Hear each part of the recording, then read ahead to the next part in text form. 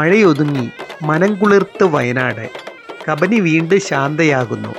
പ്രകൃതിയുടെ മാറുപിളർന്നൊഴുകുന്ന ഈ ജീവാനുരാഗത്തിൽ കാലം കാത്തുവെച്ച ചില പുരാതന അടയാളങ്ങൾ ജീവിക്കുകയാണ്. വെള്ളിയൂർക്കാവിൻ്റെ പവിത്രമായ മണ്ണിലൂടെ കബനിയുടെ കൈകളിൽ തൊട്ടു നടക്കുന്ന ഒരു കൂട്ടം മനുഷ്യർ.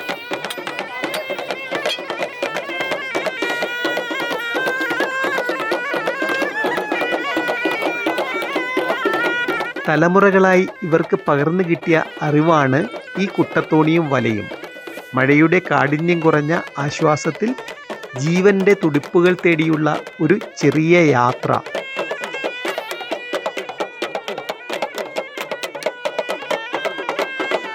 മഴയുടെ കനത്ത ശബ്ദങ്ങൾക്ക് അല്പം ശമനം വന്നിരിക്കുന്നു. മേഘങ്ങൾ പതിയെ പിരിയുമ്പോൾ വയനാടിൻ്റെ മണ്ണിലൂടെ ഒഴുകുന്ന കബനിക്കും ഒരു പുതിയ താളം കൈവരുന്നു. മാനന്തവാടിക്കടുത്തുള്ള വെള്ളിയൂർക്കാവിലൂടെ നിശബ്ദമായി ഒഴുകുന്ന ഈ പുഴയിൽ തലമുറകളുടെ ജീവിതത്തിൻ്റെ ഒരു ഭാഗം ഇന്നും ഒഴുകിക്കൊണ്ടിരിക്കുന്നു.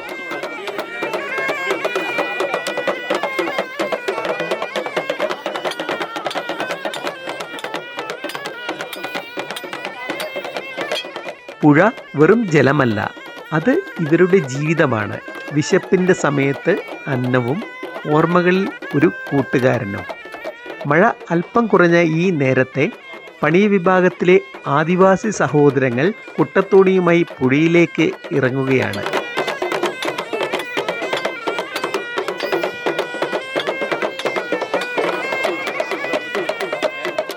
കൈകളിൽ വല, മുന്നിൽ കബനി. ഒഴുക്കിനൊപ്പം അവരുടെ പ്രതീക്ഷകളും നീങ്ങുന്നു. ഓരോ വലവീശലിലും ഒരു കാത്തിരിപ്പുണ്ട്.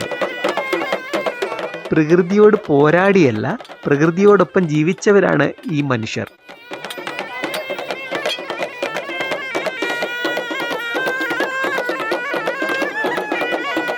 തങ്ങളുടെ ജീവിതം മുന്നോട്ട് കൊണ്ടുപോകുവാൻ വേണ്ടി പുഴ നൽകുന്നത് എത്രയാണെന്ന് അളക്കാനാവില്ല. ചിലപ്പോൾ കുറച്ച് മീനുകൾ, ചിലപ്പോൾ ഒരു കുടുംബത്തെ ഇന്നത്തെ അത്താഴം. പക്ഷേ അതിനുമപ്പുറം തലമുറകളായി കൈമാറി വന്ന ഒരു ജീവിത രീതി കബനിയുടെ ഒഴുക്കിൽ ഇന്നും കേൾക്കാം. ആ പഴയ ജീവിതത്തിൻ്റെ താളം. മഴയും മണ്ണും പുഴയും മനുഷ്യരും ഒന്നായി ചേരുന്ന വയനാടിൻ്റെ ഈ കാഴ്ചകൾ, ഇത് ഒരു മീൻപിടുത്തത്തിൻ്റെ ദൃശ്യം മാത്രമല്ല. പ്രകൃതിയോട് ചേർന്ന്, പ്രകൃതിയെ ആശ്രയിച്ച് പ്രകൃതിക്കൊപ്പം ജീവിക്കുന്ന ഒരു ജനതയുടെ ജീവിതത്തിൻ്റെ നിശബ്ദമായ ഒരു അധ്യായമാണ്.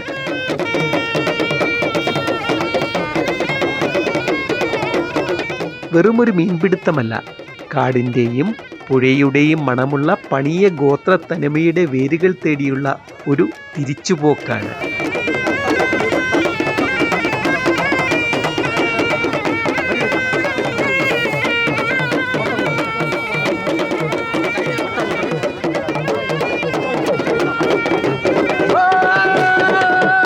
കാലം എത്ര മാറിയാലും ഈ മണ്ണിലെ മനുഷ്യരുടെ ഈടുവെപ്പുകൾ ഒരിടത്തും മാഞ്ഞു പോകുന്നില്ല. കബനിയുടെ കാവലിൽ ഈ ജീവിതം ഇങ്ങനെ ഒഴുകിക്കൊണ്ടേയിരിക്കുന്നു. ഈ വീഡിയോ ഇവിടെ അവസാനിപ്പിക്കുകയാണ്. ഞാൻ അജയ് ബേബി. വീണ്ടും കാണുന്നവരേക്കും ബൈ.